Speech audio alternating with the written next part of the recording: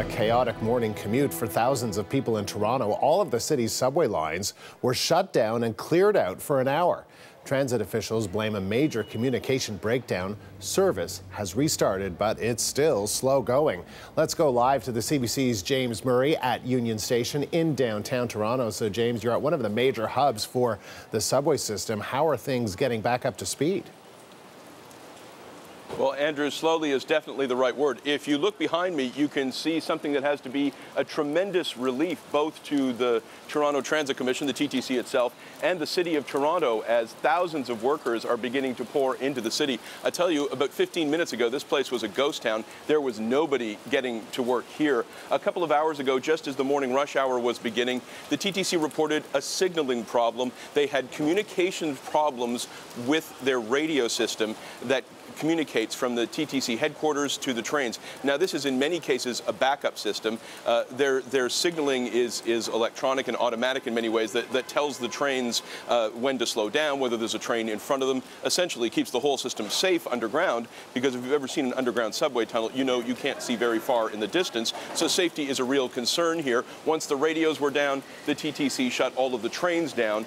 And when you consider that those subways carry the equivalent of a small province every day to and from work, well, you see the problem. So for a couple of hours, the TTC struggled to get its radios moving again. Once they did, they were able to get their trains moving again. And you can see, as you can see all around us, that people are only now beginning to pour into the city. The effect this will have on the workday may turn out to be minimal, as they were able to get the problem fixed fairly quickly. And it is not quite the start of workdays yet here in Toronto. But as you know, Andrew, people here like to work. People do like to work. You keep saying pour in. It's pouring outside there, James. And Toronto subway riders can lose their patience with transit officials pretty quickly. So what's the mood like? Well, the mood here is a pretty grumpy one, actually. This is not the first time this has happened. We have seen subway difficulties, interruptions during rush hours come with almost amazing regularity here in Toronto. They happen about once a month.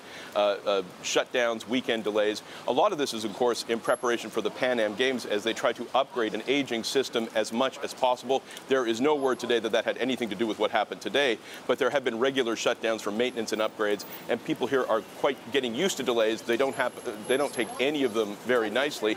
And while we're talking about the Pan Am Games, that is a real concern.